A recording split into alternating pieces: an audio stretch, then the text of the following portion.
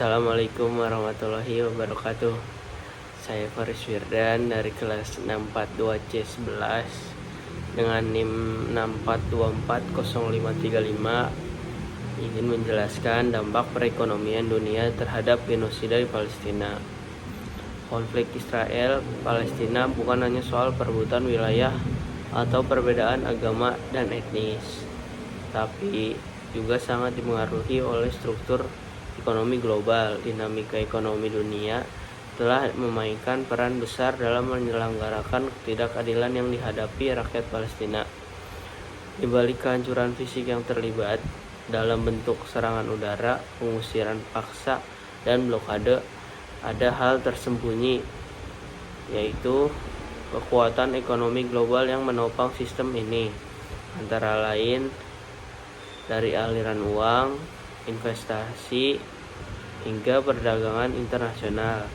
Dalam konteks ini, genosida di Palestina dapat dipahami tidak hanya sebagai tindakan militer dan etnis yang sistematis, tetapi juga sebagai produk dari kekuatan ekonomi global yang tidak seimbang dan rekapan yang digunakan untuk mempertahankan dominasi politik satu pihak atas pihak lain. Salah satu faktor ekonomi yang paling mencolok dalam ketimpangan konflik ini adalah dukungan ekonomi besar-besaran dari negara barat, terutama Amerika Serikat, terhadap Israel.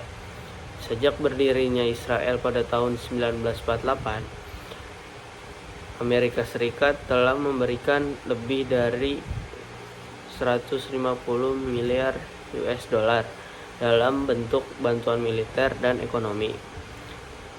Berjalannya tahun demi tahun, Israel menjadi penerima bantuan luar negeri terbesar dari Amerika Serikat. Dukungan ini bukan hanya bentuk militer konvensional, tetapi juga mencangkup teknologi pertahanan mutakhir, pelatihan militer, dan intelijen. Banyak dari teknologi ini kemudian digunakan dalam operasi militer di wilayah Palestina, termasuk serangan di jalur Gaza yang bisa menewaskan ribuan warga sipil, termasuk anak-anak. Dana bantuan ini yang bersumber dari pajak warga negara di negara pendonor pada akhirnya berkontribusi langsung terhadap kemampuan Israel melakukan operasi militer yang oleh banyak lembaga hak asasi manusia internasional seperti Human Rights Watch dan Amnesty International bisa juga disebut sebagai kejahatan perang dan genosida. Industri senjata global dan konflik sebagai komoditas di Palestina tidak lepas dari kepentingan industri militer global yang menendang peperangan dan ketidakstabilan sebagai peluang bisnis. Israel bukan hanya penerima bantuan militer, tetapi juga salah satu eksportir senjata terbesar di dunia. Setiap kali ada konflik atau uji coba medan perang, senjata dan teknologi yang digunakan untuk dijual ke negara lain dengan label battle tested terbukti dalam pertempuran, yang secara ironis menjadi nilai juga. Ini menciptakan insentif ekonomi yang mendistorsi nilai kemanusiaan dan menjadikan konflik berkepanjangan sebagai sumber keuntungan ekonomi. Penghancuran ekonomi Palestina secara sistematis memblokade darat, laut, dan udara yang diberlakukan Israel terhadap Gaza sejak 2007, menciptakan situasi kehancuran ekonomi yang sistematis. Jalur Gaza juga menjadi penjara terbuka terbesar di dunia di mana 2 juta lebih penduduk hidup dalam kondisi yang tidak layak. Terbatasnya akses pada listrik, air bersih, makanan, obat-obatan, dan pakaian. Ekonomi lokal dihancurkan secara perlahan, nelayan dibatasi wilayah tangkapannya, petani juga kehilangan akses ke lahan mereka. Barang dagang dibatasi dan ekspor impor nyaris tidak mungkin dilakukan. Ini membuat Palestina, khususnya Gaza, menjadi ekonomi yang tergantung total pada bantuan kemanusiaan internasional, yang ironisnya sering disalurkan melalui jalur yang dikendalikan Israel.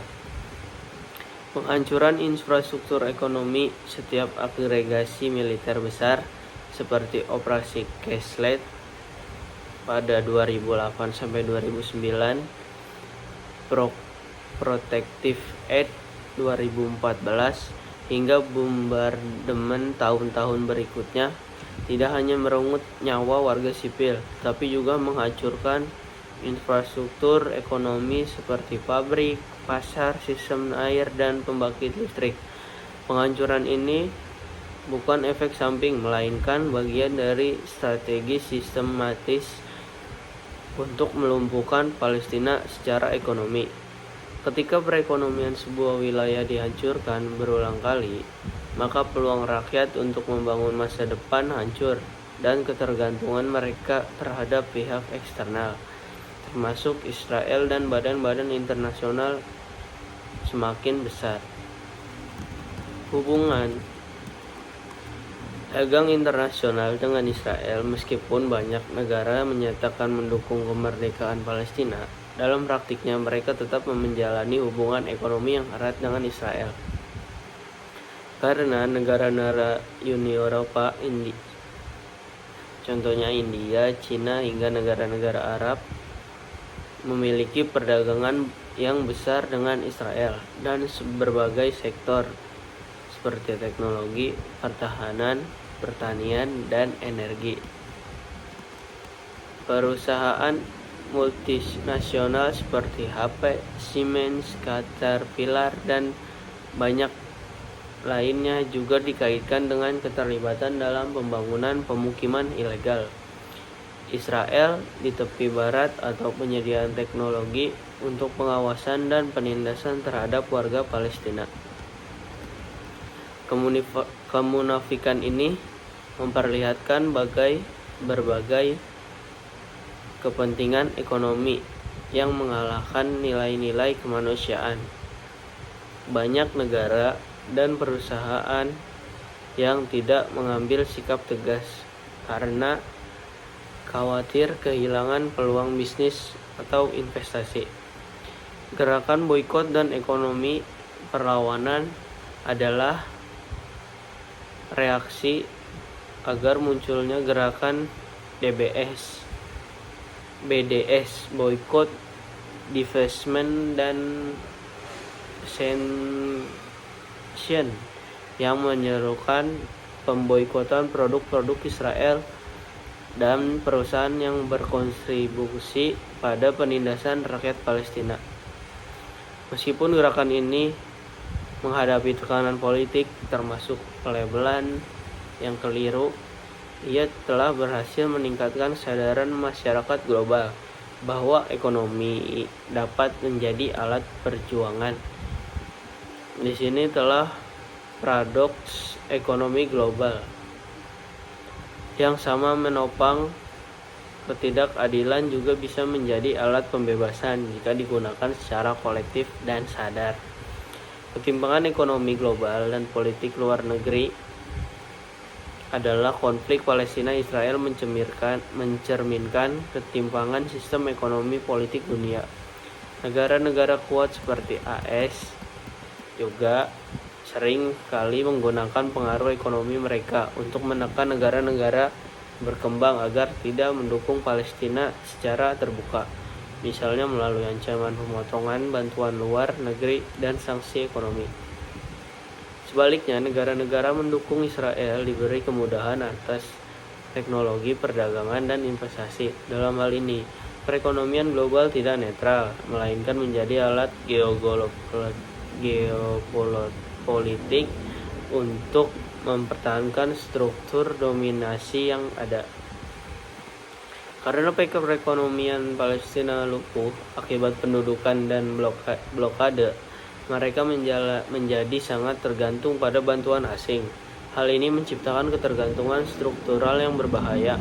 Bantuan bisa bersyarat yang diarahkan untuk agenda tertentu dan bahkan digunakan sebagai alat tekanan politik terhadap otoritas Palestina. Bahkan dalam bantuan kemanusiaan pun, Israel sering memblokir atau menunda masuknya bantuan ke Gaza, menunjukkan bagaimana akses terhadap kebutuhan dasar manusia pun dikendalikan oleh logika kekuasaan ekonomi. Genosida terhadap rakyat di Palestina tidak dapat dipahami hanya sebagai krisis kemanusiaan, tapi juga sebagai konsekuensi dari tahanan ekonomi global yang tidak adil. Namun perekonomian juga bisa menjadi alat perjuangan melalui tekanan publik internasional, boikot konsumen, dan solidaritas ekonomi global.